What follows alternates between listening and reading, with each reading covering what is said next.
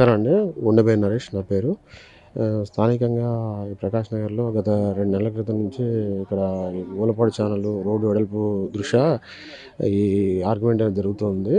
అయితే ఈ 2 నెలల క్రితం జరిగిన టాపిక్‌లో మనకు రోడ్డు వెడల్పు ఇష్యూ జరిగితే దాన్ని మేము మీడియా పూర్వకంగా, పార్టీ పూర్వకంగా కూడా మేము ఈ టాపిక్‌ని లేవనెత్తినాం.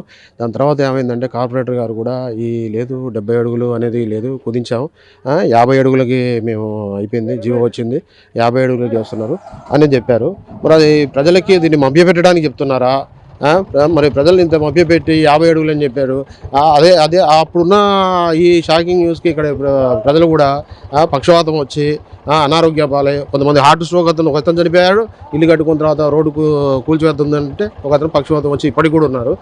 మరి ఇది ఇట్లాంటి మనోవేదన రోజు పనికి పోతే కానీ ఇక్కడ కుమ్మరోళ్ళు ఉన్నారు, పని చేసుకునేటోళ్ళు, మార్కెట్లో కళాసు పని చేసేటోళ్ళు, పనికి పోతే కానీ రెక్కాడితే కానీ డొక్కాడని కుటుంబాలు ఇక్కడ దినదిన ఏమన్నా లక్షలు సంపాదించుకునే వాళ్ళు కాదు, ఏం కాదు. ఉన్న పొలంగా కనీసం ఇల్లులు పోతున్నాయి. సరే, అభివృద్ధికి మేము జనసేన పార్టీ, అభివృద్ధికి మేము ఎప్పుడు అడ్డు కాదు, అభివృద్ధి కావాలి. కానీ అభివృద్ధి చూడండి, కనుక స్థానిక ప్రజలకు ఎవరికి ఆటంకం కలగకుండా ఇల్లులు పోతున్నాయంటే వాళ్ళకు కనీసం వచ్చి నోటీస్ ఇవ్వండి. దయచేసి నోటీస్ ఇస్తే ఆ నోటీస్ ప్రకారంగా వాళ్ళు ఒక రోజు ఉన్నదనుకో 2 రోజుల ముందు చెప్తే వాళ్ళు కూడా చదువుకుంటారు. దానికి తగ్గట్టు ఏర్పాటు ఉన్న పొలంగా రావడము, వచ్చిన తర్వాత ఈ బాత్రూంలు అన్నీ కూలగొట్టడం, ఇల్లు కూలగొట్టడం, రోడ్డు పాలన సామాన్లు చూసుకుంటే రోడ్ల మీద పడేసి ఆడపిల్లలు కనీసం అది మరి ఎంతవరకు న్యాయం? ఈ పోలీసు బందోబస్తును తీసుకొచ్చేసుకొని ఈ రోజున ఉన్న పొలంగా అటాక్ చేసుకుని ఇట్లా చేయడం దౌర్జన్యంగా ఉంది.